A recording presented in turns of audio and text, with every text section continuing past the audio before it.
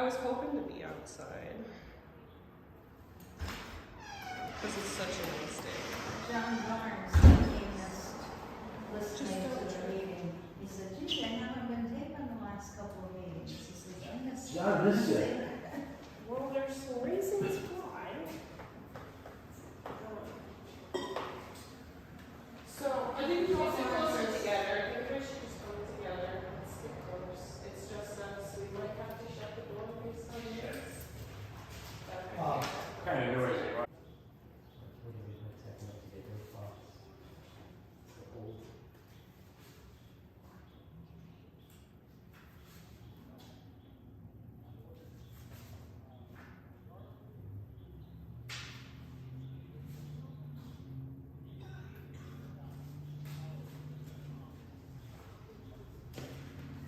Do you know for sure that Penny Hoople's gone from the hospital? She didn't do us any favors. I think she's gone, isn't she? Hey, Whipples, yeah, she had that, so she had a restaurant, but a corner store. She has a corner store on Middlefield. Middlebury? Middlebury. Yeah. On that corner when you go down, 54. Right there in the corner of Yeah. 287 and Yes, the one light, there's the one, you go left and then go straight to Yeah. Oklahoma. right there on the corner. Yeah, she opened that up. Okay. And I know she still has a catering business, so I'm not sure. I didn't know or anyone except for the Borough house. I learned about her cater business because she helped cater our, a year or two ago at our alumni banquet at Liberty. So,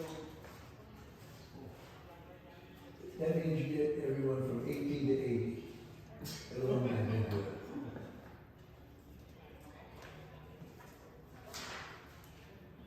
Can't tell too much. you want to sit in that second? Yeah, I would get closer together. That way everybody can introduce themselves. Looks to me like everyone's get up and run and go. Yeah. That's persuading. But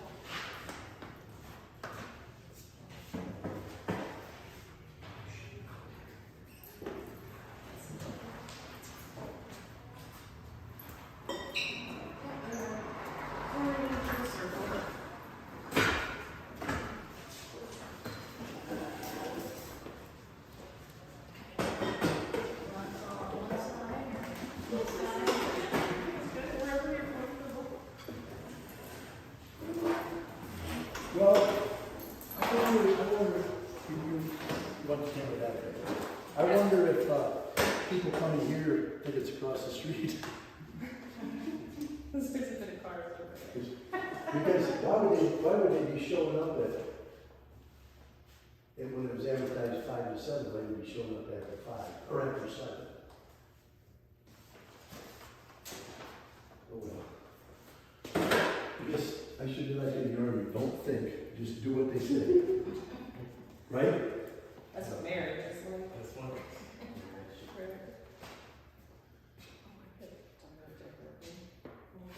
Do you guys want to take a second to introduce yourselves? You can have it here. If they come in here with guns, I'm getting high answer. He's a soldier. Yeah, that's not gonna happen. I guess I'll start. I'm Robert Penzone Jr., existing council member, seeking re-election, I guess. You're up, bud. I'm Robert Penzone III, fifth generation resident of Lawrenceville, Eagle Scout, and also born and raised. I'm Terry Davis, seeking election for mayor. I've been a Lawrenceville area resident for 41 years and a Borough resident for 32 years. I served the Lawrenceville Borough for 32 years as a public servant. I'm Gordon Chelson. I've lived here my whole life, and I'm pretty old, and I served on the Borough Council for on and off for over 50 years, and this might be my last go-around if I'm elected. You're saying you might not run again after this time? I didn't want to run this time, but with the way the situation is in the borough, that something's got to be done.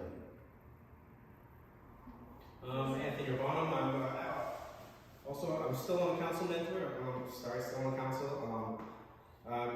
Here to see how these new potential candidates are, hear what they have running for the future, and see how everything else is going to go. I wish there were more of the other candidates would show up, because I can't ask. These are the only ones that's only here to ask questions. There's not really others to actually ask competing questions or opposite questions to them. But hopefully, I see people across the street. Maybe they're across the street. Maybe they might come over. If they see this live stream, if it's live stream, then they should probably know what's going on and come over, can ask some questions. It's part of having your government talk to you, so as people. Also, that I look at it is I'm here so I can get out my feelings and whatever I think should be changed in the borough.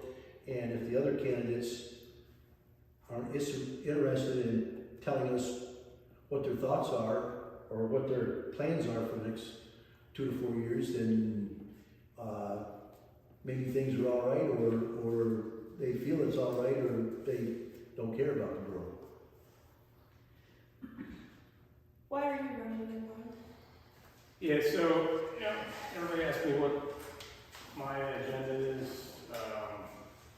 what the goals are, and I think it's just to get a stable, operational borough. We've been having a lot of back and forth the last several years, and it just, in my opinion, wastes a lot of resources, wastes a lot of time. I wish we could just get everybody focused on working on something and going in the right direction. So my goal is just to work on some basics. I know the budget has been under control a couple years ago, and now it's kind of out of whack. We're overspending again. And a couple years ago, we reeled it in a couple years ago, spending, and it really wasn't that difficult. It was just watching what we're spending on and make sure it makes sense. Shopping things around. So that's one easy example. We got things done and didn't really go about trying to save anything. We just watched what we A spent. little bit more work, right? And you can't hire everything done, and you can't. I don't feel you can have 6 employees with 600 people. If that was New York City with 9 million, that means it would be 900,000 employees, the same ratio. So I feel that we have more employees in Tioga. We have, I don't know what other communities have, but 6 employees to me is plenty with 2 full-time and 4 part-time, and we definitely don't need 2 secretaries. In one secretary that I'm aware of, I've asked a couple of times for her work schedule or her what she's supposed to be doing days and whatever, and there's nothing in writing. And why does she work days that the borough office isn't open? Why isn't the borough office open when she's there? Those are good questions. And that's part of it too, is aligning the talent, right? So to your point, why have someone there at 8, 9 o'clock at night, whatever, right? They should be there for normal business hours, right? Or at least like the early, 4 or 5, where the workers can come in, people that work their first shift, not 8 o'clock at night or whatever. But the point is, there's no transparency. As a council member, I got no say in her schedule, right? As an example, right? So I could voice my concerns, but nothing will change, right? So that's frustrating for my standpoint. Right, yeah. Also, I've heard people grumble a little bit that Bobby number 3 is too young to be in the borough council. Well, he's a full-time student. He's a full-time employee at the courthouse. He attends every council meeting. He has his head on his shoulders on keeping track of things in the borough and whatever, and I was his age the first time I was on the borough council, and in over a period of 50 years of serving the borough, you pretty soon, you know what the day-by-day operations is for the last 50 years, and you know, and we need young blood, and you know, we don't need people my age. We need people that are Bobby's age. How do you plan to overcome, you know, your age difference between what there is to say on the council? How do you plan to overcome that? Do you have a plan? Yeah, I do have a plan. It's important to remember that the taxpayers' dollars are what funds the borough. It's not my money. It's not anyone on the council's money. As a member of the council, it's important that I remember to responsibly spend the money to maintain the borough. It's important because that tax burden is on the resident and it automatically comes down to them. And part of that is responsibility. So, as a qualification, you know, you want to research everything, know both sides of everything, and just get into it and serve the community as a public servant. Members of the council do not get paid. It's all volunteer based. So it can be a big task, but I really enjoy the community. I want to see the best of the community. I am young, but I will be living in Lawrence my entire life, so I want to see Lawrenceville continue. So that's where I stand. So how long have you been coming to council meetings? I've been coming regularly since 2018, 2019, around there. Before that, I came once or twice, but it's been pretty regular since 2018. Bobby's. So how do you guys plan to overcome, because it's not illegal in Pennsylvania for relatives to serve on the same council? What are you going to say to the people that you know are going to look at you and say, well, he's only doing what you're telling to because you're his dad? How do you guys plan to overcome that? Because it's not illegal, and it happens in Pennsylvania all the time based on the population. It's really hard to not have people that are related working together in tandem. But the first thing, you know, everybody wants to know is, like, what happens when you and your dad have a disagreement? Yep. So I'll answer that one, and he can answer how he wants to answer it. You know, I have 4 kids. They're all different, and I don't tell them what to say. I don't even know what he's going to tell you right now. But I treat him as an individual, just like everybody else. Do I believe he's qualified? Yes. But because he's my son, does that disqualify him? I think absolutely not. So the point is, I'm guessing we'll probably have similar viewpoints, and we're definitely gonna have some arguments. But it's his vote, and that's what the voters voted for. You know, if they vote for him, right, is his vote. So, what do you think? Well, if elected as a council member, I'm going to vote in the way that the members of the public who elected me will. I'm a member of the public just like everyone else. If anyone else wanted to run, they would. When it comes down to it, there's not a lot of people who are willing to dedicate all that time into it. I'm going to vote for the best of the community. I'm not going to have any attachments or anything that I'm going to bring along with me. Again, I just want the best of the community, so I can live in it, and everyone else who is young can live in it and just have a prosperous community. I want to ask each of you individually, how do you really feel about what's going on this side?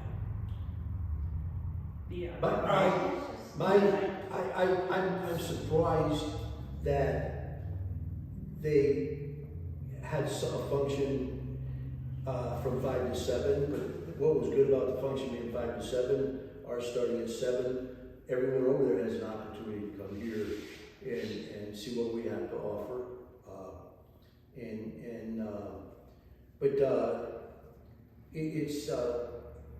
It's getting back to like where some of the issues that I have are at the council meeting Monday evening. it come around about sweeping the streets. And they judged, sweeping the streets on the price that was quoted. The prices were $160, I believe, and $150 and $130. And they went with the $130 price, and I don't have a problem with that. What I have a problem with is, I asked the question that, you know, they're for quite a ways away. I think it was a couple hours away. Yeah, they were working in the area, is what we were told, so. Okay, but anyway, and then Anna Hoteling, the president of the Borough Council for the last couple of months, she said that they wouldn't be doing Mechanic Street, they wouldn't be doing Main Street, they wouldn't be doing Kalneski Street, because they were state highways. Well, of the umpteen times that I've been on the Borough Council, or that Cleo has been on the Borough Council, we swept all the streets. And a lot of times it was swept by hand. We didn't hire somebody with equipment. But, so I asked the president, what, when does the clock start? Is this $130 an hour? Is this from the time that they leave home, an hour or two away? And that, in the way the contractors wrote, it was $130 an hour, 8 hours a day. So if we have 3 to 4 hours of travel time that we're paying for, or even if we're not paying for it, we're only going to get 4 to 5 hours of work. And the day they showed up, it was raining pretty hard. And I don't know if the sweeper runs better when it's wet, raining, or if it works better when it's dry. But I think those are the things that, before they made a decision, I think there's things that should have been answered, is when's the time start on what you're paying for. And then another issue that I have is, it was brought up at the ball field about the trees being cut, and where the boundary was on the ball field. And last month at the council meeting, correct me if I'm wrong, Anthony. I wasn't there for that one, the last one. But I know that You were there last, you were there in April. for April. Yeah. April And meeting. in April, it was brought up about getting a quote on getting the borough property surveyed, and just find out where the property lines are. And they got the quote for having the property surveyed, and it was $2,000. And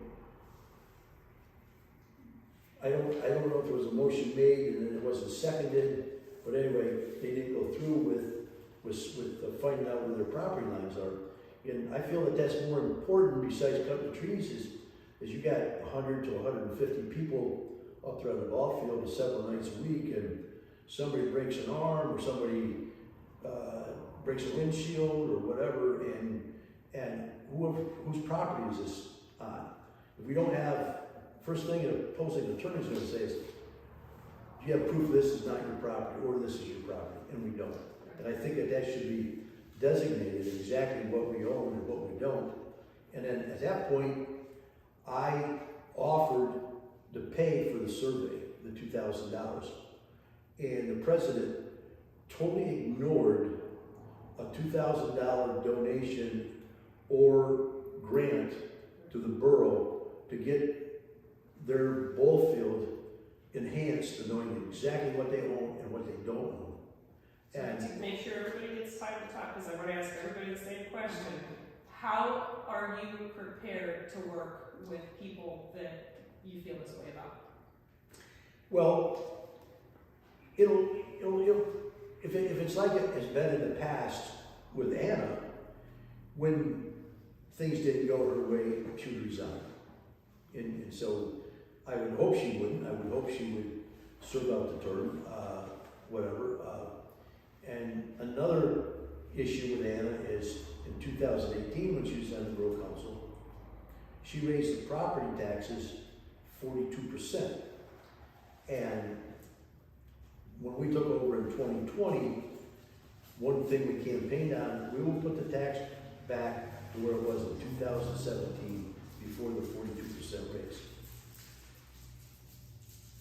Every time she was questioned about that raise, she denied that they raised the borough property taxes 42%. And it's pretty easy to calculate what it was. And we reduced it 25% of that 42% every year for the next 4 years.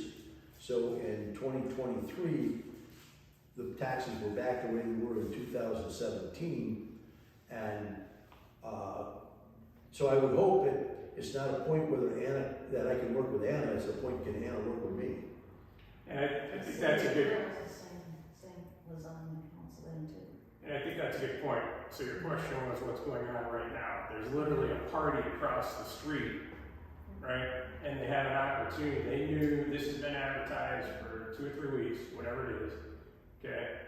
And all they had to do is walk across here 40 yards, not even, to engage with their fellow neighbors. And they're choosing to have a party literally in sight of us. So I asked the question a little differently. Why aren't these candidates engaging with the rest of the candidates? Because I believe we're all ready to get to work here, right? And it's up to the voter to elect the people who are going to do the work of the borough.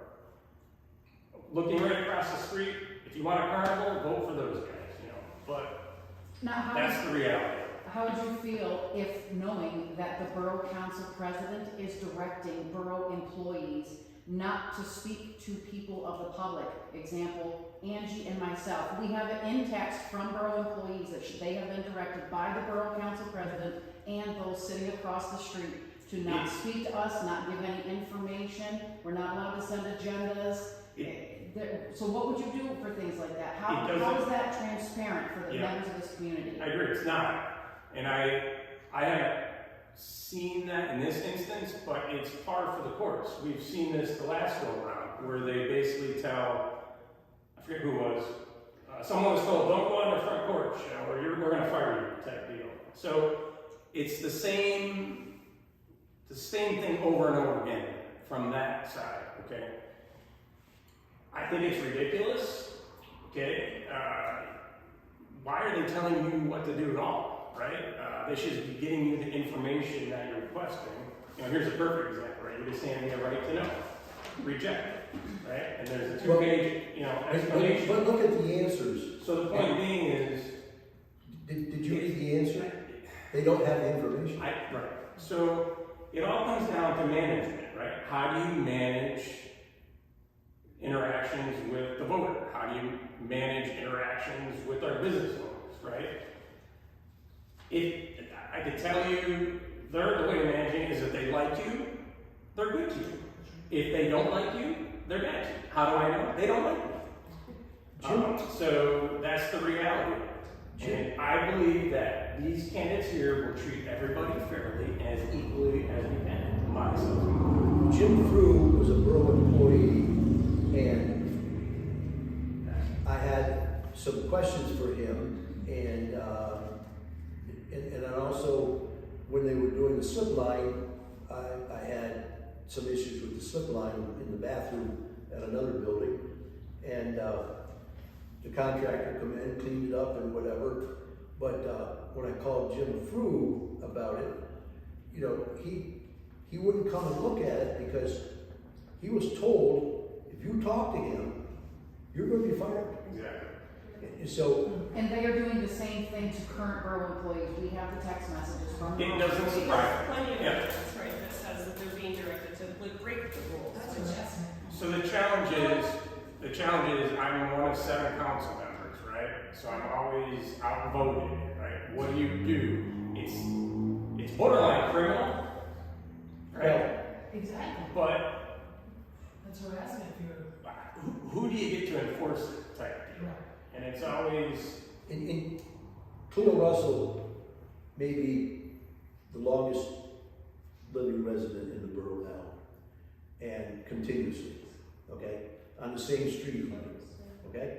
But anyway, he pretty much feels the same way about it as I do, that we were here when they came, we'll be here when they leave. And so, you see that stuff come and go. I mean, and Cleo and his wife, spent a lot of time on the Borough Council, and something that you don't realize about Cleo is when the borough bought that house and converted it into the office, Cleo did free of charge all the landscaping around the building on all 4 sides. And, you know, nobody patted him on the back, or he didn't pat himself on the back, but it should be realized that was his appreciation day for the borough. And his wife spent a lot of years on the Borough Council. She wrote a book about Lawrenceville, and the mural on the side of this building is on the cover of the book, and the book has got all pictures donated by people of the community, and I think we had a second printing. I think we run out and did a second printing, I'm not positive. But So, to basically say how you're gonna work with them, my answer is, we're gonna be doing the work. Right, you know what I'm saying? We're still gonna be doing the work, whether they want to work with us or not, we're going to be doing the work. That's our style, right? Like you mentioned, Marion, she worked for years, right? Tirelessly. It's just, we will do the work. Or they hire it done. Right. And that's They just don't our style, is to actually get to work. participate themselves, they hire everything Okay. done. we're not on the Borough Council, we're just residents of the Borough Council. Terry and I, library needed mowing, the parks needed mowing, the borough office needed mowing. We just climbed on our tractors and went and did it. The same thing at the cemetery. Cemetery had no one to mow the yards. We got on the tractors, we went up there, and I learned more who was dead mowing that cemetery than I ever would have if I had to mow it. I mean, there's. I also think we need to say thank you to Al Ossie for everything that he's doing now for the cemetery, because Al is doing a tremendous job up there. Al was working at the same time that we were working, and then we were lucky, we got people to mow for the last 4, 5, 6 years, and we've gotten some grants, and Al's sister took over the control of the cemetery as far as the books and whatever, and she did a real good job with that, and far as when we were mowing up there, Al was around, and his load got lightened a lot when we hired these new people, which is they're doing a great job, and I hope they hang in there for quite a while. And also, the people don't know that myself, Bob's wife, Karen, along with Jim and Pam Brockway, we're on the cemetery committee. Okay, and that is a thankless job. The cemetery has never looked better than it does now. I mean, I can remember as a little kid, everybody owned their own section of the cemetery. If you had relatives that were buried there, you went up there and you mowed your section. And maybe you do someone else that you want to pass away. And that's the way it is now with Terry and I. When on Memorial Day, we have friends, we have family, and we go to Ulysses, we go to Dundee, New York, we go to Painted Post, and we do Lawrenceville, and it's not all family. We do other people that need to be recognized. So, I want to concern. give Terry a chance. One last thing about the cemetery, so real quick. So, that was Bobby's Eagle Scout project, right? So, you can see his work in action, right? He led that project, he worked with vendors, he worked with the troop, the local Boy Scout troop, right? And I was just a set of gloves, right? So the point is, that's how it goes, right? I don't know if anybody else went to that ceremony. There was some heavy hitters there that spoke. And I tell you, Sorry, Terry, go ahead. Terry. No, No, I I was want gonna to give say- Robert a chance to respond, and then I want to So my question for you is gonna be a little bit different than Robert's, because I want Robert a chance to say, how do you intend to overcome the divide that we clearly see even here today? Well, step one is to continue events like this, reaching out to the community. If they wanted to come in here, they're more than welcome to come in here. The ball is in their court. If they want to work with us, they're more than welcome to. We have a plan already, a goal 10 years out. We want to make a goal for the borough to run. If they want to join, they're more than welcome to. I'll be more than glad to work with them. I think I've gotten along with most of them when I talk to them.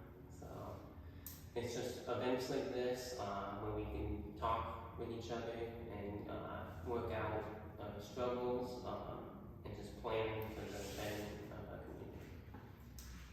Your 10-year plan that you were mentioning, give us some insight to that. I want to get through one question.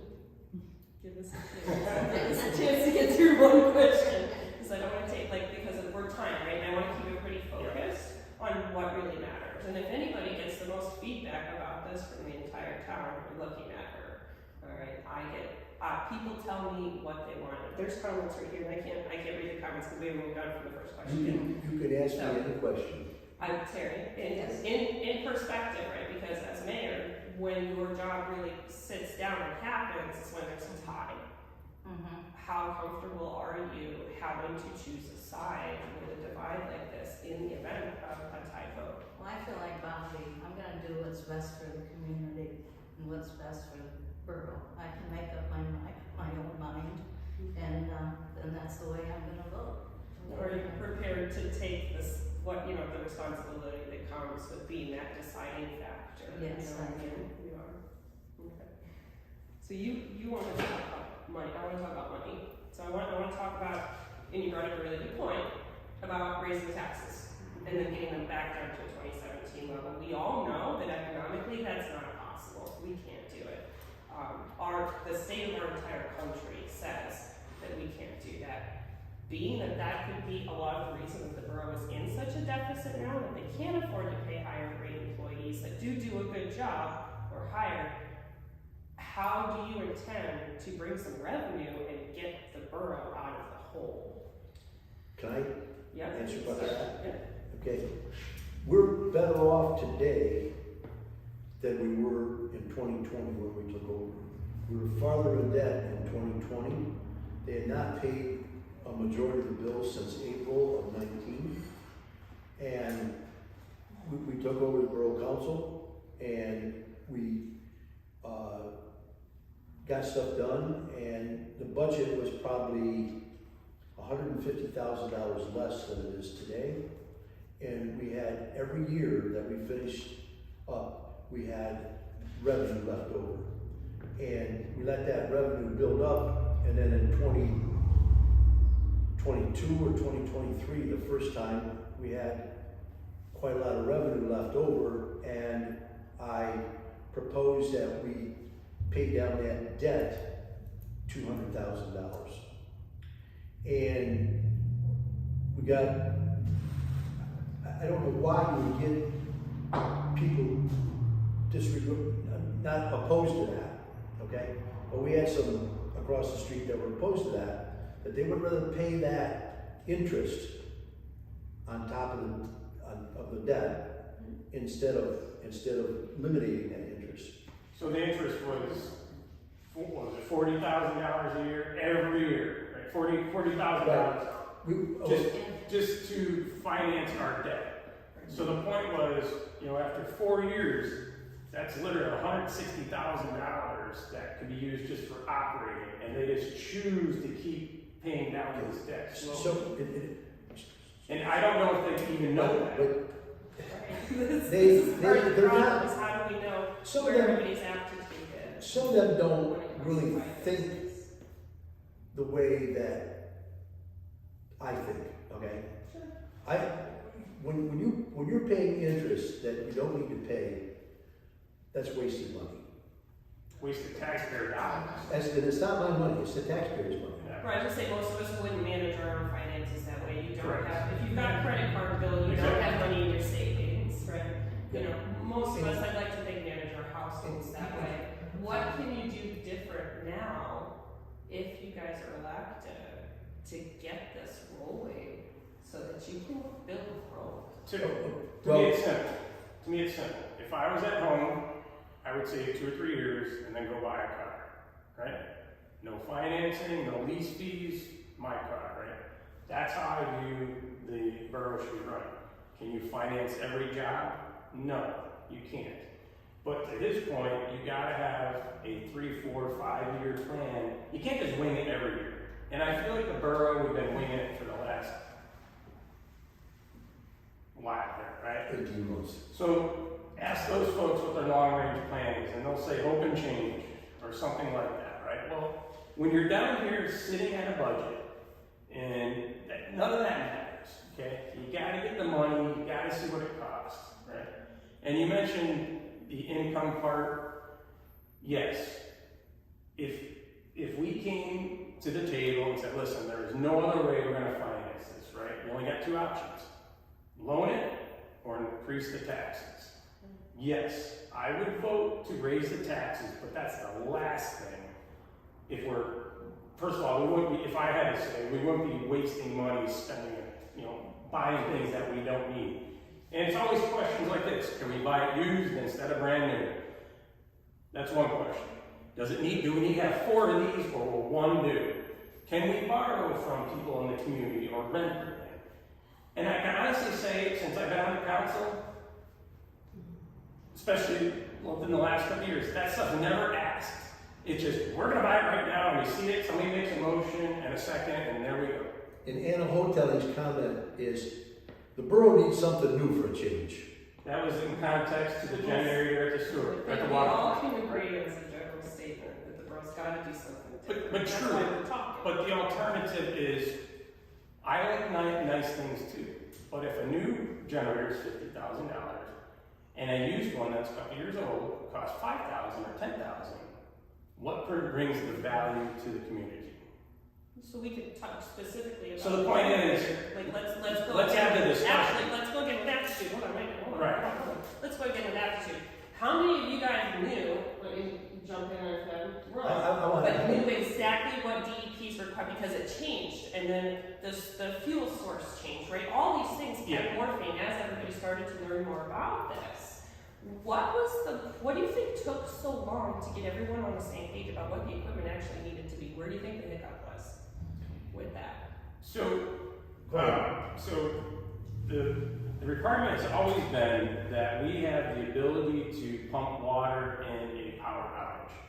Right. And it's not just that the power goes out for 2 hours, it's that if there was like a tornado went through and it kind of leveled the town and we don't have any lights, we don't have electricity, how are you going to give water to the residents after your tank up on the hill is dry? That's the requirement, okay? So people may or may not know this. We searched around for weeks, months, looking for people that we could rent one from. We've looked at opportunity for entering a service agreement into, like from a rental company. And each time you look at that, like especially with the service agreement, the DEP said yes, but it needs to be a contract. Okay, well now there's a cost associated with that. That's where rental companies make their money. They're not just going to deliver. So it was phenomenally expensive. It was like $8,000 a year. It was something ridiculous, right? But not 60. Right. So the point is typically how small boroughs work is someone like a fire department or something is able to cover, they have the equipment and they're able to let you use it or something like that. So you're able to share equipment. It just wasn't an option in this case. It didn't work out, so. And then there was a difference of opinion on how to handle it, and the whole story was a tumbled mess. There was a donation. Remember that episode? But that may mean it was adequate, but it never went past that. We don't know. It would have passed it, actually. So we don't know. But there was doubt, okay? Right. But there was a donation to even do it. And it ultimately came down to in my opinion, I was on the council at the time, they wanted the shiny thing. And that's what they got, and that's what now the taxpayers got. Here was my argument all along, okay? We have 5 to 7 days of water capacity up on that hill. Count on your hand the number of days that the power has ever gone out for 7 days continuously. It's very minimal. Okay, I'm okay with planning for the worst case scenario. But am I thrilled to spend $50,000 on a generator that's gonna cover that never case scenario? No. I would be happy to spend $5,000, $10,000, $15,000 on it. But $50,000? I view that that generator is going to sit down there and it's just going to rust away in 20 years, and there might be maybe 50 hours on it or something. Also, That's my take. Yeah, you were looking around and you had a possible scenario. There were numerous opportunities. Well, one in particular, you know which one. And someone saw us there. It was sabotage. We left, Yeah. they came in and talked bad about us and said not to do it. Yeah. So the point is, typically a community works together. We go out, we find the best solution. That's what I'm getting at. We went out and we talked to someone, and someone came right behind me and said, "No, I don't deal with them, they're trouble." Yeah. Now, I can't prevent that. And we No, know I know what kind of business Okay. you're running, because if I'm going to sell you something, But the I point- really don't care about those But the- things, right? It Well, should we be know that objective, it happened should be because relevant. the person told us. So the point is, Lawrenceville suffers and the residents suffer as a result of that mentality. And we need to get past that. I would like to think that everybody here is for Team Lawrenceville. Yeah, Outside here, our town. I would like to think that everybody's for Team Lawrenceville. I am. also, We live here. getting back to the generator, we did not have to buy a generator. We needed the ability to have one on standby if it come to that point to where we needed water, okay? And then also, that project was supposed to have been finished in 2018. We didn't take office until 2020. And it was supposed to be done in 2018. Now, why did DEP or EPA, whatever it was, why did they pick on Lawrenceville? Tioga doesn't have that. They don't have a generator.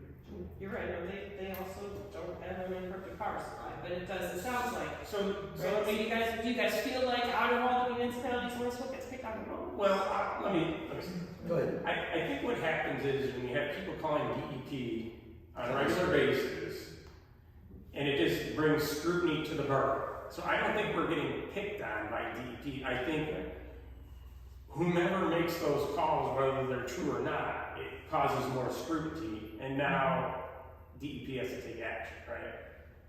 So I'm all for if there's a problem, call DEP, right? But the numerous, we got brown water, and you go down there, and then the resident won't let you take a water sample. Well, wait a minute, you just called DEP and said, you got brown water, we want a water sample, you know? So I think Lawrenceville can do better, is all I'm saying. Is let's work together. We're playing too much defense. We need to play offense and all work together, you know? But That's my and while we're on water and sewer, there's a lot of rumbles going around about a new sewer plant. I personally, our plant was built to handle 125,000 gallons a day. We're licensed for 100,000 gallons. I think the borough should be working towards getting it relicensed for the additional 25,000 gallons a day. That would eliminate a lot of the issues that we have with being overcapacity. what's that? Overcapacity. Overcapacity. Flow. Okay? And also, the plant, it's not a problem with the plant, it's a problem with the infiltration, which is the mains and which is the laterals. Which are the leaky pipes out in the community. Okay? So, to your point, say tomorrow you tore out the existing sewer plant and put a new one in, Still. you would still have the leaky Same pipe amount of problem. gallons every day. So all that money you just spent, it didn't make things better. The gallons aren't gonna change from one day to the next, they're gonna be. And the EUs and all those limitations are because of the leaky pipes. So I've heard the rumblings too, $3 to $5 million, and it's like, whoa, wait a minute. I don't think. You're not addressing. I think the- that's on the low end, actually. Oh, yeah. When I talk to Yeah. people who deal with infrastructure like this, Yep. that's actually very on the low end. That's just the plan. So this leads me to my next, I'm gonna segue to the next thing, the NIM certification and grant money. Are you guys gonna do things a little bit, do you want to do things differently? Do you think grant monies are good monies? So I take a probably different approach to other folks. There are some grants where money makes sense, and there's some grants where the money doesn't make sense. There's a lot of strings attached, and there's a lot of, how do I say it, negative things that come with it, and probably a lot of it is sovereignty. Now we're starting to mix, I don't want to get into too far, but basically, as a borough, we start to lose our sovereignty, and now it's the state and the county, right? So I think there's a common misconception that just go out and get $5 million, and the state or whomever is going to put in a new sewer plant or a water plant. I haven't seen it. Now there are opportunities. Yes, I'm sure there's some improvements we could make as far as roads, or maybe even some leaky pipes in certain parts of the town where a government grant would make sense. But they're not always a grand slam that they appear to be. And as far as grants, I haven't applied for a grant in 6, 8, 10 years, okay? But the ball field, I got all the grants for the ball field, okay? And that was a matching grant. Our matching grant cost us nothing because we covered every baseball, we covered every softball, we covered every uniform, every bat, every ball, every hour that people donated is towards our 50%. And we ended up getting the cash that we needed to build the ball field with lights from Parks and Recreation and Packer Foundation. And that is probably the best grant the borough's ever had, because look at the amount of use that gets 5, 6 days a week from the middle of April to the middle of September. It's definitely the highlight, one of the major highlights. And I Most utilized. I got hammered about those lights. Well, without those lights, you have half the usage of the field, because it's quite often it's used till 10 o'clock at night. And then the State Street project, I got that grant, and I wasn't on the borough council, and Cleo's wife Marion was on the council, and guy on Ryan's Circle quit, and his job was to work on that grant, and he worked on it, and he resigned, and I took his spot, and Marion says to me, you need to go down to State Street, and you need to get everybody on the street, you need to get them reviewed on their income, and how many live in the house, and whatever. And I hate knocking on doors. I don't mind knocking on doors and saying, I'm here to make the road better, but I don't like knocking on the door and saying, how much money do you earn a year? Yeah, I know it doesn't work great because Okay. every time they do it. Okay? And sometimes it's better just to fill it in yourself. Okay? And so anyway, I got that project done. And the county, it was the housing authority that supplied that money in Wellsville. And instead of them giving us the money all in 1 year, because of the low population on that street, the longest street in the borough except for Main Street, that they divided it up into 3 years so that we got the funding stretched out over 3 years to get the job done. And I'll tell you, that's the first time I ever got in a ditch and looked 1,100 feet to the west and hope that sucker don't start coming up out of the ground down there somewhere. Tim Steed was the first time I ever met him with Haunt Engineers. He came days and worked with us, and he did a super job. I mean, he did a catch basin here, we need one there, and whatever. And we got the okay from PennDOT to tap into their sewer system, or storm sewer system, to get rid of the water, and it took 3 years to get that job. And there was people in the borough, around the borough council now, that worked against us in that project. Before the project started, Cindy Burrows was on that street. We're not gonna go into that detail, Gordy, this isn't what this is Well, for. We're not it- in, I don't, but okay, I but anyway. didn't get to talk to you, but I asked, because no name calling. Well, We're here to look for the future, I know her name, I don't have to call but her. we're here to look for the future. Well- I don't wanna read, well- what I wanna know is how you plan to fix this messed up stuff I've been filming for the last almost 4 years. Like, really, what's the Fix the plan mess to is change? Is it gonna change? Where's Or are that? you gonna, what's your plan to make improvements? Because like you say, wasting resources of the boroughs, you guys are wasting my personal resources. Okay, now, so, Clear out a lot of this time. okay, to It's an fix what? opportunity. To fix what? Well, the things that you're, the reason that you're running, you Oh, said things are broken, right? My biggest reason for running is to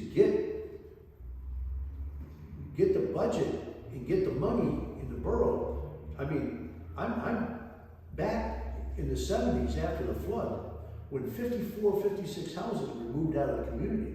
Those people moved, they left. They're gone, okay? And then we're sitting there with 50 some lots that we couldn't afford to mow or shovel the sidewalk. And we got rid of those lots. Even if we had to give it to the neighbor, we got it off, okay? And we run an ad, free land in Lawrenceville. You can't do that now. So what Well, does that look like in 2025? You know, Well, like. we did, we run an ad, okay? You come, you build a house, we'll give you the land. Well, okay, 2026, let's like, here per se. Okay. What Well- does that look like next year? If I'm elected, okay, you chime in what we talked about a couple of weeks ago, about you start at the top, the most expensive items. So the way I work the council just like I work a house. I work at the budget just like I would do a house budget. You eliminate the most expensive things that, first you look at all the most expensive things and you go down the list, and then you see what you have at the end. And if the end is more than what you can spend, is what then you start making more moves. But you always look at the most expensive things first, that's actually costing more, that's gonna cost more next year, that's gonna cost more the year after that.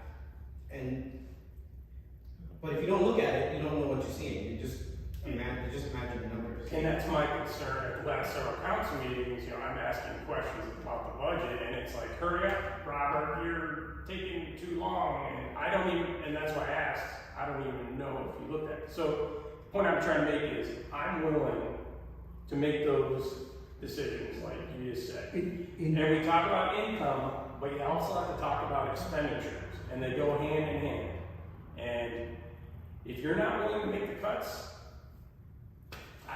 I don't know what to say. An example- As a council member, you have to be willing to Okay. make some cuts. And starting in And 20, it's not gonna be popular cuts. It's always gonna be, Right. it's gonna be something that's always controversial, so you never know. starting in 2020, Cleo testified this, Bob will testify this, we didn't really, we still spent money, we still fixed roads, we still had a secretary, we still had whatever, and we didn't have any money paying down that loan, and when we got done, there was $77,000 left on that loan, okay? Now, we could have paid the loan off. But future, Gordy, keep going. Okay, Let's go a little okay. faster. So, Okay. in the future, do we need 2 secretaries? Okay? I don't feel we need 2 secretaries. So the point is, it's the same process. You go Right. through the line, the budget, right? And you say, do you need this or not? Every line. Robert hasn't got a chance to speak like a whole lot. What do you think is a way to maybe get the borough expenditures, right, under control? What's one way that you would approach it? Well, number one is to balance the budget. Like everyone has said here, it is a problem that we have spending that is kind of ridiculous. We're spending money on things that we don't need. We're spending too much things for different processes, such as the water and sewer. Spending too much on some of the things that we're purchasing. We need to rein in the spending. That will free up some more money for us to put towards goals to maintain the borough. Some of the problems of the streets, they haven't really been maintained as much as they should have been. So we need to kind of save some money so we can fix those things. It's not going to be overnight. Money doesn't grow on trees, so we can't really do that. So that's why we need to balance the budget, pay off our debt, so we have that money to save, and then work on those projects. So I got 2 examples. So just those who have been paying attention to the council meetings the last couple months, one of the ideas was, oh, we need a new printer. And we talked about that for quite a while. Do we need or do we want a printer?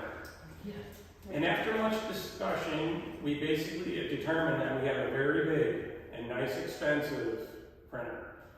And it, in my opinion, ultimately turned out that we wanted a new printer. And I argued about that. And I was willing to make the decision as a council member to use the existing printer. And I was up for it. But I think that's just a simple little example of how it all works. Do we really need this? Or will something work? 2 printers 10 feet apart.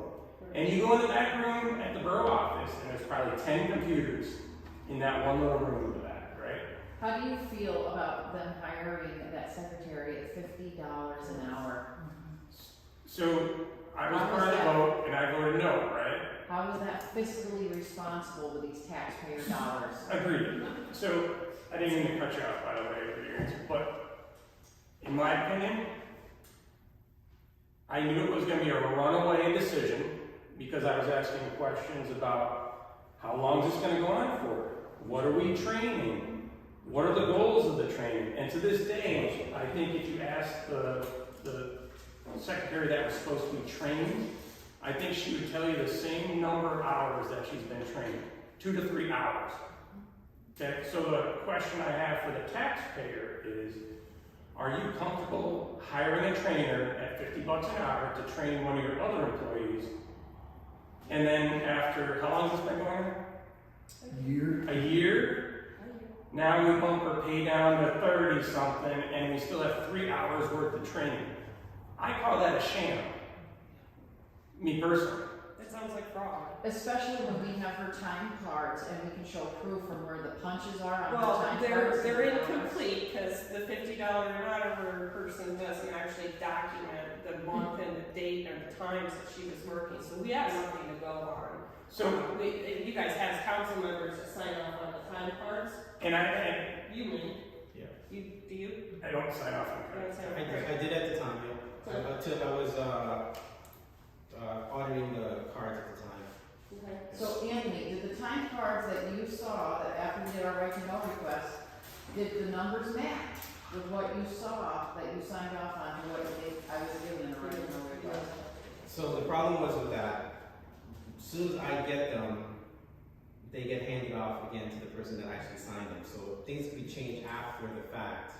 When I sign the cards, I make sure they're under a number, but I don't know after they get turned into the auditing process is still if you're inventorying yourself, that's a problem. There's no secondhand person, so that's kind of tough. Right. So the issues is how are you gonna monitor another? There's not one hand watching the other hand.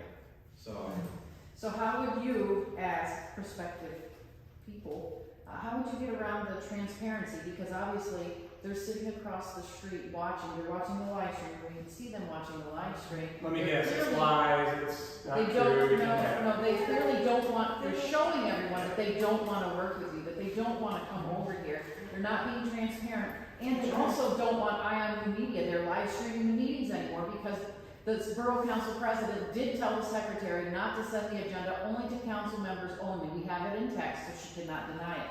What would you guys do for transparency going forward if you're elected? What would you do?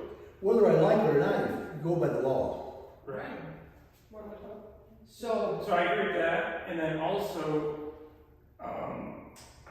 you know, it's really for the voters to decide. How do you want us to handle the voters, right? Are you okay with this? I personally am not.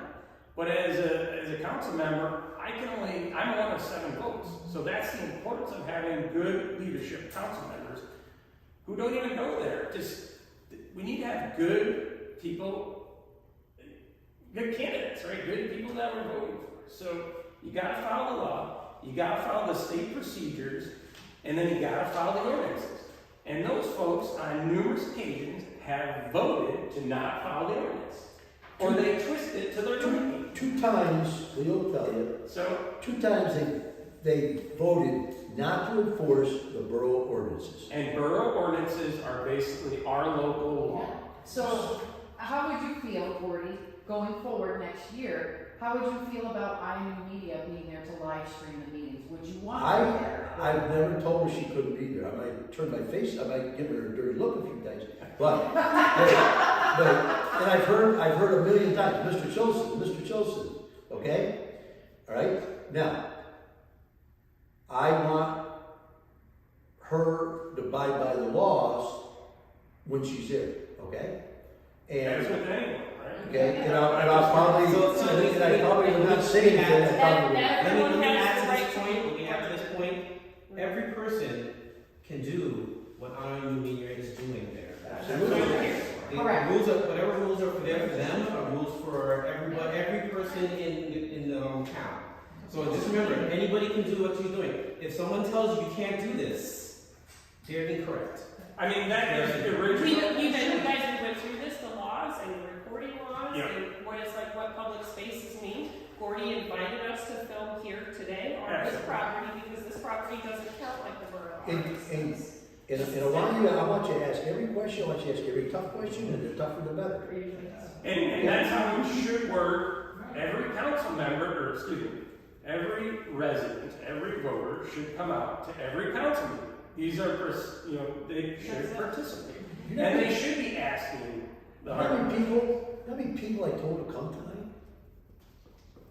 Some of them are watching. They're watching. I hope they Some are. of them are They're watching. Oh, that's great, that's good. There are a lot of people that can't physically, either for ADA reasons, make it to events like this. There's a lot of things. Well, And a lot of people will I watch later. I appreciate you watching, folks.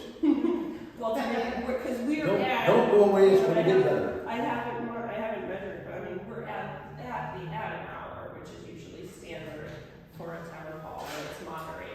And I actually am glad that it worked out this way, because I think, unlike a council meeting, this is where you guys get to talk about yourselves. I like it. I'm here to really. I like it here with these few people, Yeah, because- so- because if you get another half dozen or dozen here, there's gonna be some squabbling, there's gonna be some other things, but they're welcome, okay? Because I got some tough questions for them too, but anyway, getting back to the budget, we're about the secretaries, I think is where we're at. So we were talking about the $50 an hour. Secretaries. That's- Really an employee, the pay. I'm gonna call it, I would just call it, whether it's secretary, whomever, it's just cost control. okay, I can almost guarantee that nobody is making, up and down this valley, is making $50 an Can- hour. can No, anybody- the county is a county employee. can anybody tell me what's budgeted for secretary service? No, they told us it doesn't matter. They're going to spend whatever they want. It's $17,000. That's not accurate. That's, okay, It's not that's, accurate. we figured it up yesterday, I didn't bring that paper with me, but it was like, between the two of them, it was like $50,000. Yeah. So as far as controlling that then, right? So how do you manage that? That's easy. You make a motion, you hire and fire people based upon their pay, right? That's anytime you can adjust that, right? The other part is, so, and this is where I was really leery, it was, we're gonna have internal folks training people. And that was never ending, right? So I would argue, why would we bother with that? Why wouldn't we just send our own employee to a training course? That's how the rest of the world trains. Send this person to a training course or do an online training course, and it costs this amount of money, and they should learn this. There's a syllabus. In getting back, It's an over. I want to finish up on that $30 an hour. That's for 15 hours.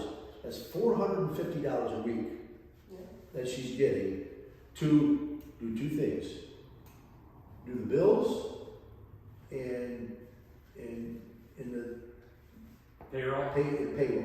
Two things. and training. Okay. She's not doing any training because they don't work. Training never happened when They don't work at the same time. Right. They don't work at the same time, so they can't do any training. Right. So she pays the bills Right. and she does the payroll. Okay. When we had no secretary, Bob Penzo and I did all that stuff. Okay. And it might have taken us, with a lot of arguing back and forth and crapping at each other, an hour. They get writing checks. Okay, an hour. Okay. So what does she do the other 14 hours? And I'll tell you right now, I think both Bob and I, especially Bob, he's on the Borough Council, he'll go down there and write the checks for the payroll and the bills. And here's how it And works. save the borough $450. We wrote the checks, we brought them to the council meeting and approved them, and away we go, I right? signed it. And then at the end of the meeting, you lick the envelope, put the stamp on, and out the door it went, right? And then, I never heard an employee tell me they necessarily didn't quite get paid without having some kind of evidence or something. So I don't disagree with you guys that's not really been an issue. So when you're gonna cut the fat, right, is the words that I would use, cut the fat, No, on the extras, someone quit. like a second. The context was someone quit with no warning, right? Right. Now it's, you don't have a secretary.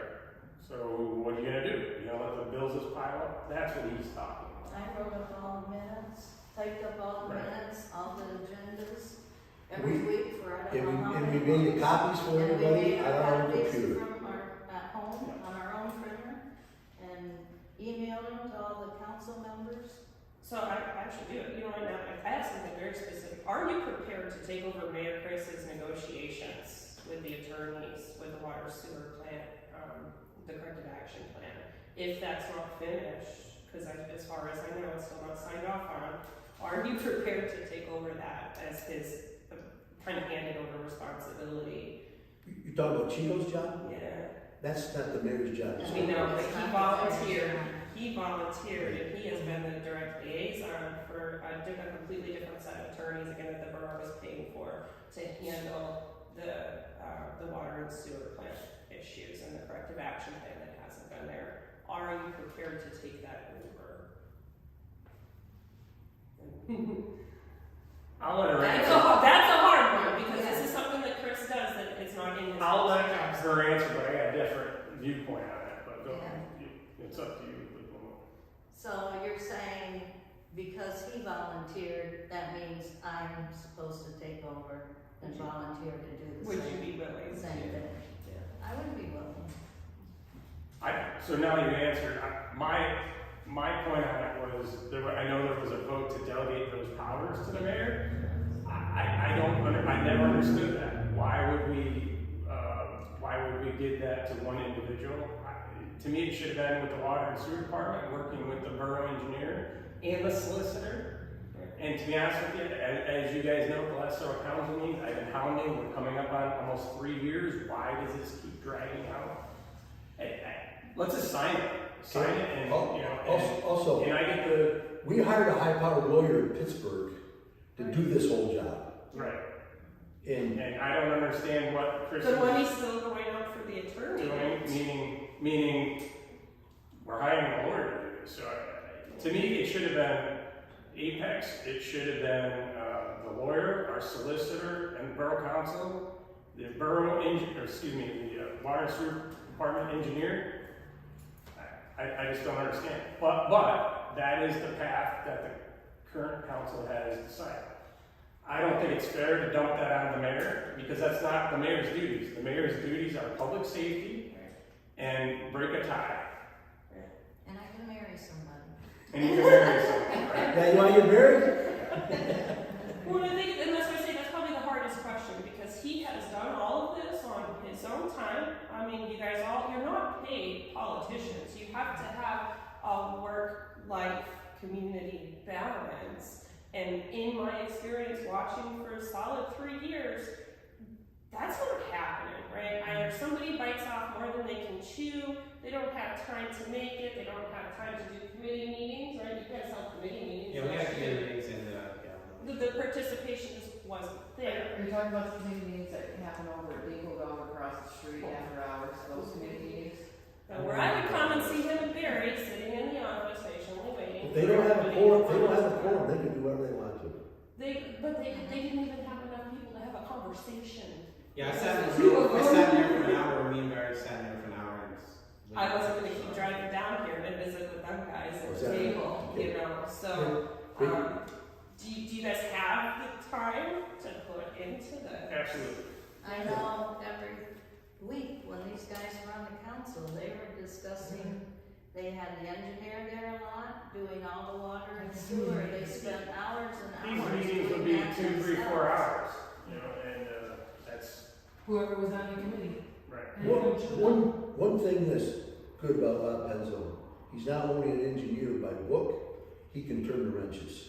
And he can look at something and I hold the light. Right.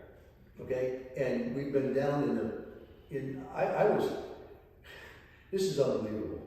We're in the lift station at the corner of James and Cherry, okay? It's about 1 o'clock in the morning, and the thing is moaning and jumping and groaning, and it's a brand new pump and a brand new motor, and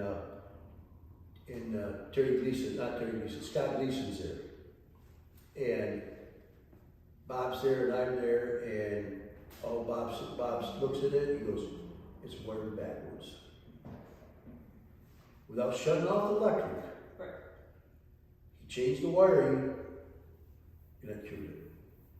How do you keep employees like that? Like, because the borough has a really bad track record of turnover on employees. How do you keep a good employee like that who stays valuable, who gets up in the middle of the night, you know, who's worth the money that you're paying them?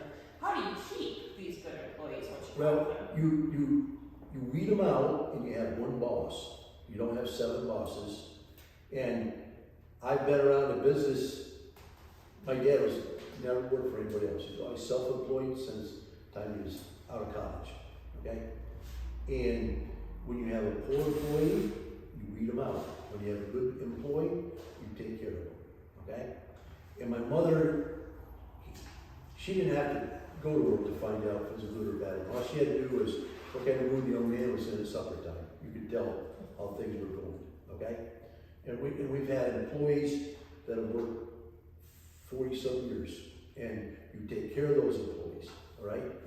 And we've had a couple of secretaries that were long-term, and I can't really think of any really, I'm sure that we've had employees years ago or whatever that were quality employees. But also, if you can't afford them, you can't hold them back from moving on to a better job. Okay? You do your best, and you might not be able to pay them everything, but there might come a day at 3 o'clock and they're supposed to be there till 5, it might be 3 o'clock and you go in there, maybe not so much at the borough, but at your own business, and you say to them, hey, why don't we close up, you take off, or whatever. Okay, but the main thing with quality employees is you take care of them. Now, David, what's David's last name? Birdsong was an elderly man, gosh, he's younger than me, but but I mean, a good employee. I never went down there and said to Dave, hey Dave, I didn't say do this, I said, we gotta get this done. Or when we get time, we gotta get this done. He never said it, never bitched, he never complained, he did it. He got to it and he did it, okay? And I took care of Dave. I mean, he was, and you know what Dave said to me here like 3 weeks ago? He's working now up with Bob. Okay? He said to me, hey, if you get elected, can I get my own job back? Okay? And I would hire him in a minute because he's a quality worker, okay? Another one was probably top shelf was Wayne Smith, retired employee from Sawmill Company. You didn't have to tell him what to do. He could see it, and he did it. So how do we find candidates, employees, potential future borough employees with those quality characteristics? So, When you see, let me finish up. When we do this, the next Just a time, second. because I think it's Let me important. answer your question.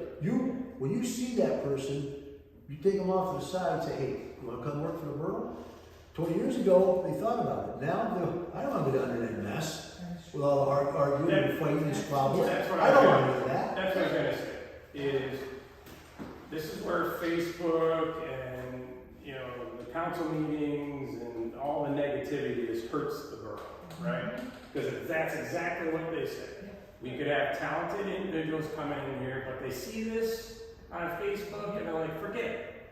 I'm not part of that. gonna pay me $1 million to come here and work this place. So, I would have to so the point I'm trying to disagree make with that one. We is, had actually really good, There have been good Well, really good candidates. I was gonna keep going on, I'm not done like that. So, the second part is, and this is the part that really upsets me, is we have council members down in the ear of these employees telling them, like you said, I'm gonna fire you if you do this.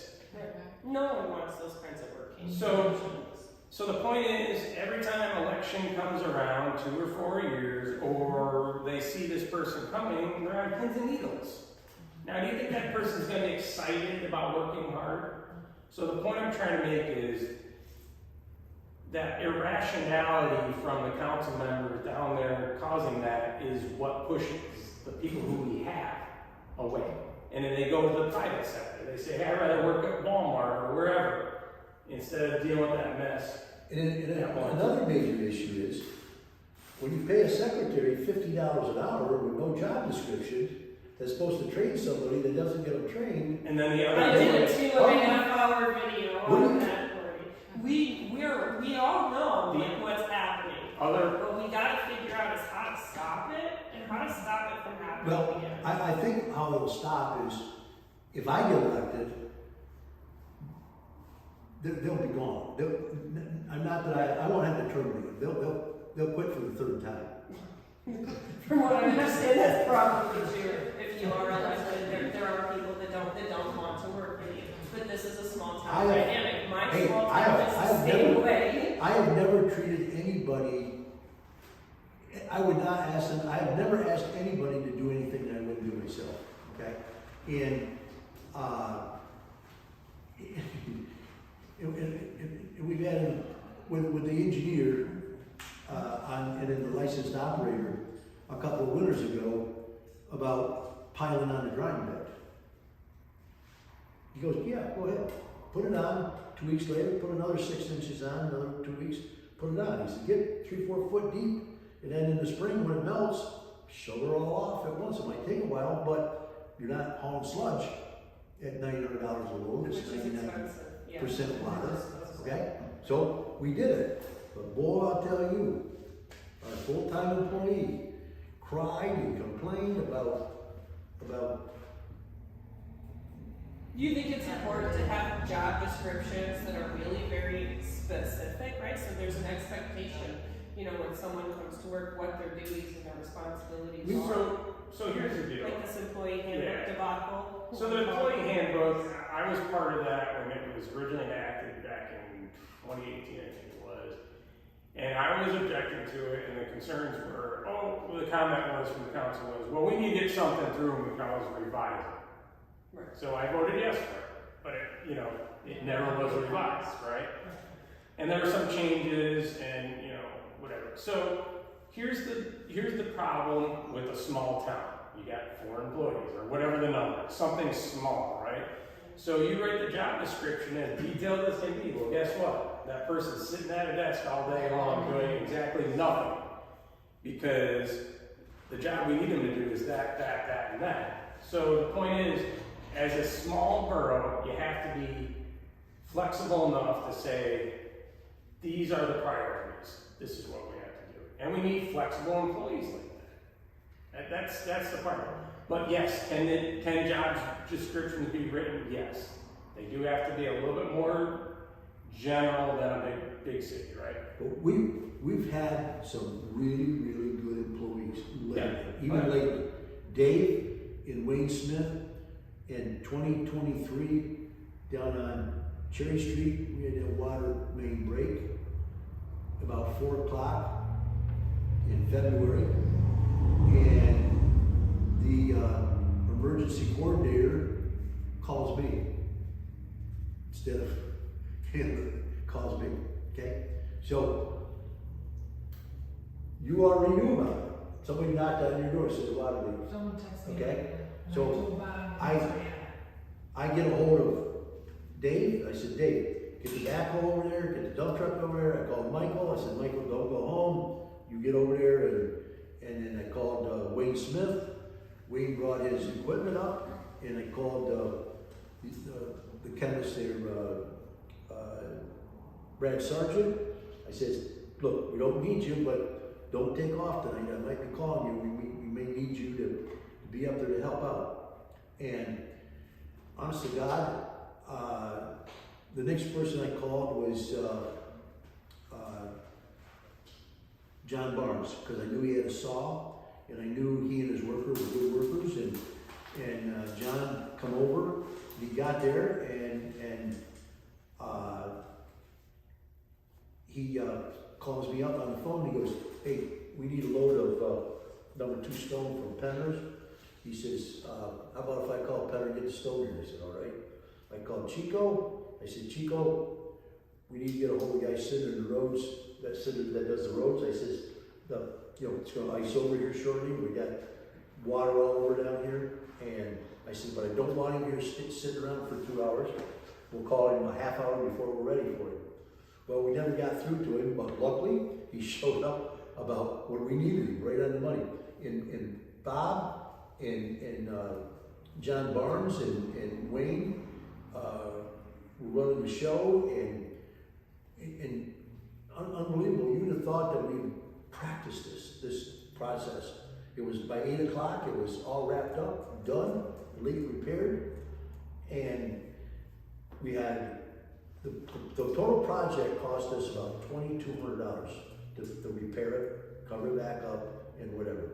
In April's council meeting, we have a person here bitching that why didn't our employees do that repair? Our employees did that repair. The only person that was called in was the guy that does the cindering, and John Barnes that had the chop saw to cut the pipe off to do the repair, and it went. I thought it went like clockwork. It was a fantastic job. We could have done. You're talking about everybody working together. Oh, and yeah. they're not And really- the fire they're not department- supposed to have Yeah. to be, right, sacrificing their time. The fire department showed up with lighting, and it was real good. I mean, it was fantastic. You couldn't have done any better. Then to complain about it at the next council meeting, instead of saying, hey, you guys, did a pretty good job. It was like, I couldn't believe it. It's like we practiced it. But anyway, that's. For the sake of time, I want to pick on you and Bob just for a second, because I have seen you guys work before. What's your biggest regret? This, when you were done the last time, Bob, you too. What is your biggest regret in the last 4 years that I've been filming that people can relate to, because we've been very transparent? What's one thing that you can remarkably say that you regret? The regret that we did. Or that you wish you had done differently? I personally don't have anything that I regret that I've done differently, except for the last $77,000 on that loan. I wish we had taken the money out of savings and paid that total loan off. Okay. Because what they did is it took me a year. I don't want to talk about what they did. I want to talk about why you wish you did it That's, differently. but We know what happened. We all know what happened. Everybody well, knows what anyway, happened. that loan now is over 300,000 back up. Okay, but anyway, I think my regret is, I have 4 children at home, right? And I'm physically, sacrificing away from anniversaries or birthday parties, right? Because we get a phone call that the lift station's down, and I'm down there, and then I come home at midnight or 1, like you're saying, and my kids are down in bed, and you listen to the folks across the street, and I just didn't do it right. You know what I'm saying? That's my regret. I wish I didn't. I don't want to say waste. I wish I didn't spend so much time for people that just were going to run us into the ground anyway. People that don't But agree. people But don't I see, appreciate people But don't the see, point is- people don't see that part. The point is, They don't know what's going on. I'm okay with that. But when you got someone running into the ground, it's like, man, I really should have put more time in my family. Very And my hard to kids. watch comments when Yeah. I know that he's gone. Yeah. That's all. Exactly.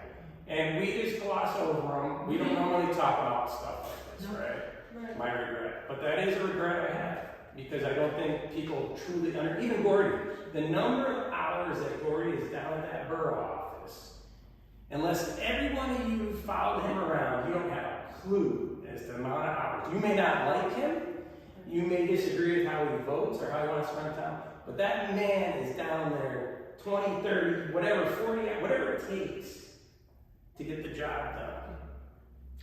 And all I'm asking I for chose is to do that. true. That's public service. True. You signed up for it. I agree.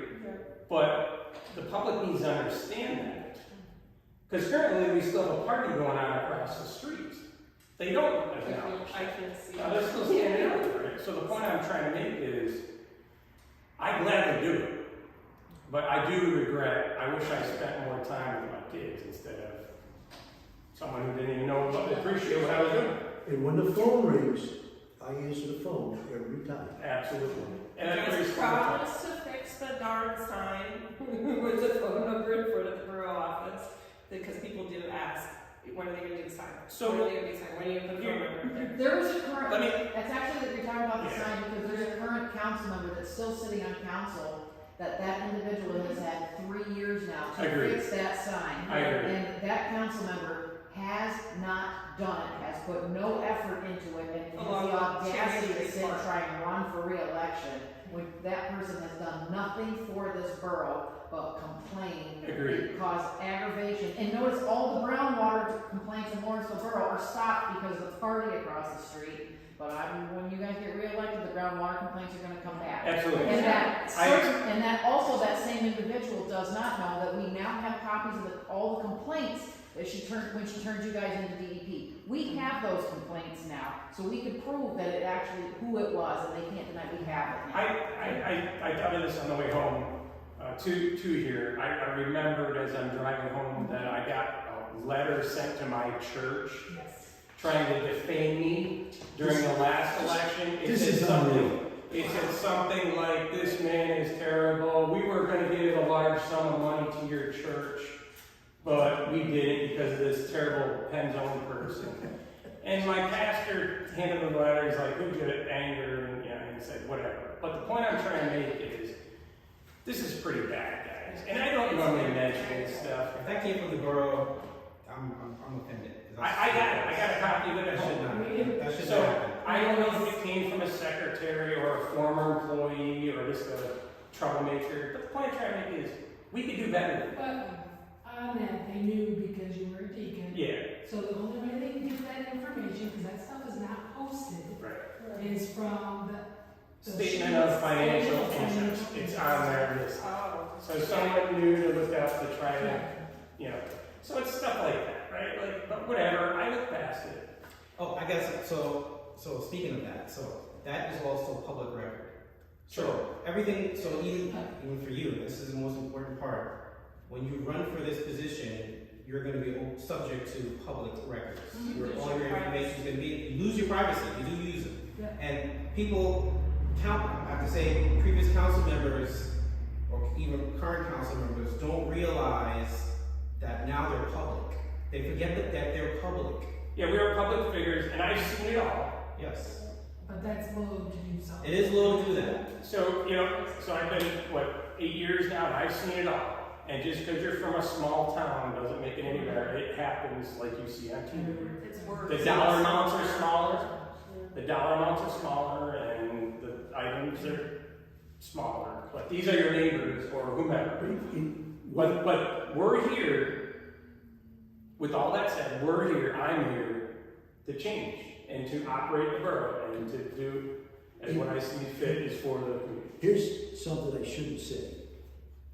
Not all of it, but from the amount of years I've been on the borough council and the family business next door, not once ever did my father say to me, keep your mouth shut, whatever, okay? Bob Kenyon was on the borough council and the water authority, and this was a running joke. Pennzoil wouldn't get involved in anything.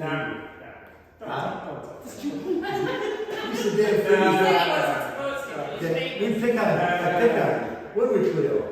But anyway, my dad never said one word to me about don't be frickin' chasing customers away. Never once. Okay? And another thing, her and I have given not a lot, but people in the community down and out or whatever, we've helped them out and never put our name to the letter. Sure. Just like the one chasing Bob as a deacon. Okay? We never once, and then I hear them bitching at me. But I asked for it.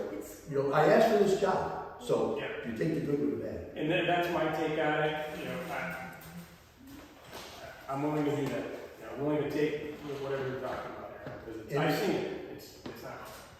Yeah, so I do because we're at 8:36. We've gone an hour and a half, and I can actually see numbers are dropping because people have been sitting here a while. People are going to come back and watch it later, and that's what's cool. It's and in closing, I want everybody to make a closing statement. In closing, this will be my closing statement. You don't see anybody ready to jump out of the seat here. If there were folks here, we would go for 2, 3, 4 hours. And that's how I feel that knowing these folks, that we would dedicate to answer the questions for the community. I realize it's recorded, but that's how I feel, And we are at an hour and a half. And people Right. are back in comments, so make sure you take your time to go back, read the comments, because you'll see and you'll hear things that you'll go, oh my gosh, I can improve on this later. Right? You guys are always, and everybody is always welcome to share their thoughts on there. You're welcome to have discussions. I like a little more thorough answers than what happens on the Borough page. People are going to ask questions. I don't know what's going on in Frontier up the hill, but just telling them what these flags are for doesn't help anybody understand what's going on. So I just want to be clear, if you're going to answer questions, you guys are going to use my page, just give it right or admit you don't know it. Can we agree on that? So I do have one other closing comment. I think there's a big communication problem with this Facebook page, you try to set the record straight and you get cut. Right. So I think it's more of a disservice to the community. But I choose to not get involved with that for that simple reason. So It's also very censored. right. I rallied, so you guys, I don't know if you know this, but So I rallied at the Tioga County Commissioners meeting to have that removed from the county website as the official page of Lawrenceville. I actually did that. That was one of the first things I did when I incorporated, was let them know that they were posting a private group that you had to apply to in order to have access to information. And I know like Dana tried to make one, so if you type in Lawrenceville into Facebook, you're saturated. It's really hard to tell what's real, what's sanctioned as official borough business, and what isn't. Sadly, I'm the closest thing because I don't censor you guys. I let y'all say things to my camera that could be crazy for me, so I incorporated. And what I wanted to keep teaching people was everyone's got the same right to do it. You seem to be comfortable being filmed today, so that's really important. I was going to ask you a question about it, but you answered it already for me by being here and being present and being comfortable to have that conversation. I know you guys didn't really get to talk a lot because you're kind of the newbies. Of course, we're gonna pick on these two because they've been doing this for a while. But both of you can feel free, if you make a video or things like that, share it with me. I will share it. You have to be prepared for the consequences, because when you become on the internet is forever. So this is what I recommend. Like he just created a political Facebook page. So if you share it from that, that's even better. You should share it from a non-private page. Yeah, anything that's public, you guys are always more than welcome to pass on to me. I've been more than happy to do this for the last 3 years, but like the communication barrier, things get twisted. And if nobody comes to me and actually asks me about it, you're probably going to get the wrong answer. I have never denied anybody their time or their opportunity, even if it's Frank being crazy outside saying crazy things to my camera. I'm going to let him do it, because you know what? I'm filming people being people. And I just want you guys to know that it means a lot that you're here. I'm glad that they're watching. I hope that it's open on all their separate devices so that it counts as individual viewers instead of a watch party. But I think it moves mountains to show that you guys are willing to sit down and have a conversation with everybody. And that conversation, just so you know, is going to go for the next 4 or 5 days, if not up to the 20th, Absolutely. which is the primary day. And I would encourage that, the residents should be coming out for the council meetings, right? If I keep filming them, they're not going to The come. chaos, but the chaos that's been, whatever, pushes people away, right? But the residents need to say, no, we're going to come to these meetings so that these meetings are not chaotic. Right. That'd be a good start, but I don't, That's my wish. That's my wish. Because, I won't even try a chance to sum up tonight. Well, my goals is to balance everything out, get things back up to a running standard. The goal will be probably 10 years from now. At the end of the goal, all I want is my community back. I'm old enough to remember what the community was before everyone started fighting, and that's my end goal. It's really sad to see. And look at all the other communities in the area where they're all getting along, they're all unified, and that's all I want. That's all. And if anything, I would like it before 2031, because that is our 200th anniversary. I think that's a goal that all of us should be working on. But what I need for that is I need everyone, them out there, they need to be part of this. That's all working together for one goal. That's my views on that, and that's what I am working on. Well, I've dealt with customers and employees on a daily basis for 35 years. I've maintained a budget, handled finances, and I've managed employees with various job descriptions and tasks. And my goal is to help these guys when I'm called upon, if I need to help reduce costs and balance the budget and stay within their means and do what's best for the community. In your public safety opinion, do you have an opinion about the parks between Cherry and State Street parks as far as public safety concerns go? State Street is, it's old, it's dilapidated, it's the kind of things that I grew up playing on, which are now by most places have been dangerous. The slide, my favorite slide, I don't want you to get rid of it by any means, they're not considered safe anymore. Jordan's looking up like that slide. Yeah, you know what slide I'm talking about. That's the stuff I grew up on. We got hurt on, broke bones, So we know now that they're not safe, for the generation Plastic. here. Yeah. So we have the plastic park, and the barrier is rotting. More of it after what's already been replaced. What was replaced was a crap job. It really wasn't done that well. Maybe people volunteered to get it. But you got to oversee it. Somebody's got to oversee the safety aspects of it. Do you have a plan to address some of these public safety issues that don't get brought up at council meetings anymore because they have a different agenda? Do you have a plan for that? Well, do you know that those are real things? I would definitely check into that and see what needs to be done and, bring it before the council and make sure that the issues get addressed. I think these kids having a place to go that's safe Yes. is really important, and sadly, the community just wants it to be there. They don't know how it gets there, right? They don't know how you get the mulch in the playground. They don't know who per se maintains it. I just want to see someone commit to say, yes, we will make a difference and give the younger people here in town a chance, a fighting chance like we had, to have social interactions, to be able to have a birthday party at Cherry Street. The pavilion is there, the trash can is actually intact. It's there, you can put trash in it, I don't know if anybody's emptying it, but those are real things that I think the community would benefit from, that we would like to see people say, hey, I care. You know, I care about the safety of our kids, I care about the safety of our community. You're last, because I know you're gonna be the longest. No, I would be the longest.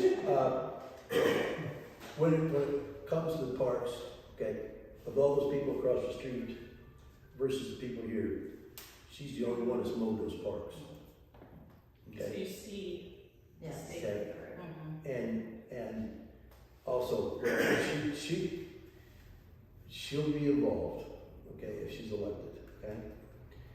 And if she's not, she's probably better off than if she was. But, What about if you get elected? what's that? What if you get elected? If I get elected, it's gonna be like it's always been. I'll get things done, and I'll get them done right, and whether you like it or not, they're gonna get done, okay? 2024 and before that, we said we was gonna do this, and we did it, okay? And where would the borough be now if we hadn't lowered those taxes back to where they were, okay? You can't not admit that based on what we know economically, you can't maintain such a low tax rate. You But watch, you don't want to hit people with a large one, like a 40% one, right? You have to figure out how to do it you responsibly. watch me, Well, I Okay. have been. You watch me. okay? I got it done before, I can get it done again, okay? And So I did that during your administration plan, whatever you want to call it, you guys, the actually DEP spoke to you about selling bulk water, right? Because there's lots of camping things here that that would was bring. before us, that was before us. That was before. We you never guys. sold Is it. that even like potentially? The law still an changed. option? The law changed, where you had to have a terminal or whatever. Yeah, you got a station. Water station, yeah. Water We station. used to sell it, and then they mandated that we couldn't sell it from the hydrants, so it wasn't an option without a new investment, basically. We But to never- your point, If I could have sold water, holy cow, Absolutely. we had money. yeah. So it's stuff like that we gotta look long term, like he's saying, 10 years, right? You don't just put a water station in 1 year, right? You've got to plan for that and figure out that there's a market for that. And you have to adapt. But But you can't do that when you're bickering back and forth. Everybody has to. my closing statement is that anybody here, anybody over there, anybody in the borough or wherever, come to me and let me explain the budget to you with all the screw-ups that are in this budget. It's probably, More than the budget. Okay. I'll show you the screw-ups of $150,000 to $200,000 screw-ups in this budget, okay? What are you going to fix them though? What's that? What are you going to fix? How are you going to fix it? Now you can't do anything to it till January next year. But if elected, Well, what will I do to fix it? The finance, It'll give you a big it's like last time, the boost. finance committee, There's- not that, but the there's- finance committee would There's Says money, what drives me nuts is they borrowed money and then they loaned it out and then they got it back from who they loaned it to, borrowed it back, so they're paying on borrowed money the same money twice. right, and even in closing for me in this budget, the next year's budget is gonna be prepared before, let's assume everybody sitting here gets elected in January. But we can open it January 1st and redo it by February 15th. Now, Okay, I did the budget for 2023 when they took over. right. Okay, I did it at the tail end of 2023 for 24, okay? They opened the budget, but guess what? They never changed one frickin' penny by February 15th, and they adopted the same budget again, am I right? So what's that saying? about on board. Would you agree to make sure that it's, that the public is invited in January? Yeah. If everybody elected to agree, not so much Ms. Terry, Open because it's not really. Yeah, it needs to be easy for quiet. you Yeah. to invite the public. You know, it don't take 4 hours to do the budget. It's so simple. I mean, I invite everybody here after she turns the camera off, which I wish she wouldn't, that I'll show you the issues that are in the budget. It'll raise your eyebrows. Figure out how to communicate to us what's wrong, how to fix it in a way that we can In understand. the next hour, right? In the next hour, you make a video, you send it to me, I will share it with Hey, people. there's a lot of small talk. You know. I want you to comment. It's a lot, and it's hard, it's difficult, not everybody's involved in it, not everybody knows. And I was no math major, but it doesn't take a rocket scientist to figure that out. Like I say that all the time, but then I am very, very wrong. Very wrong. So thank you, everybody. Hey, thank you for coming. Thank you for coming. Yeah, get home The safe. poor guy bored in the corner. Well, that's his job. Bored? That's his. Protect the First Amendment. Alright, that's. Thank you. Because we live in a constitutional republic, right? If we can keep it. Did you turn that off yet? No, I haven't turned that off. I'm gonna go outside and talk to it, because that's what I do every time I'm done filming. I go outside and I talk to it. I'm gonna walk straight out that front door, though. Ah, wrong door. You don't have to do it. Yes. I'm gonna give you the. Thanks. And I'm gonna go say the things I say, so I shut myself out. Okay, I'll be back. Alright. But I can't see because everything's way up here. Thanks. There's really no light out here either, is there? Wow, I don't know, guys, but look at how pretty the sunset is. I want to show you that. Wow. If I can set stuff down. I'm gonna hurry up because there's farm equipment or something coming by. So, oh yeah, and my battery's almost dead because that's been fun. So, actually, this has been great. Thanks everybody for putting it on. Thanks, Gordy. I have some thoughts about some of the comments. I do ask that you guys, even anybody that comes in later, be respectful. Start there. I tried to reiterate to everybody that the name calling isn't necessary. And I just want to thank these guys for their time. I tried to do this last time. We had, like Barry and Anthony, of course, participate. I don't even know if you can hear me. Hold on.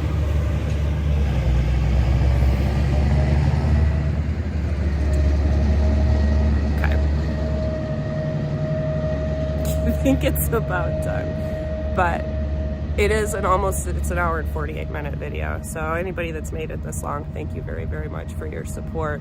You heard tonight basically why I stopped filming meetings. My resources are being wasted because people can't get their shit together. And I just don't want to keep wasting them on people that don't care. So I appreciate everybody's participation. As you heard, they're gonna be checking. They may be adding on. If I didn't get the question tonight that you wanted to ask, please let me know. I'm sure we can make this happen in between November. Primaries are next Tuesday, so Democrats and Republicans, don't forget the next Tuesday up at J. Herbs. You might want to stop in. All right, so do the things, right? Like, subscribe, make sure notifications are on, because you still don't know when I'm going to pop up, what I'm doing, and what I'm going to share. And check on your neighbors, thank a veteran, and have a safe season. Enjoy the weather.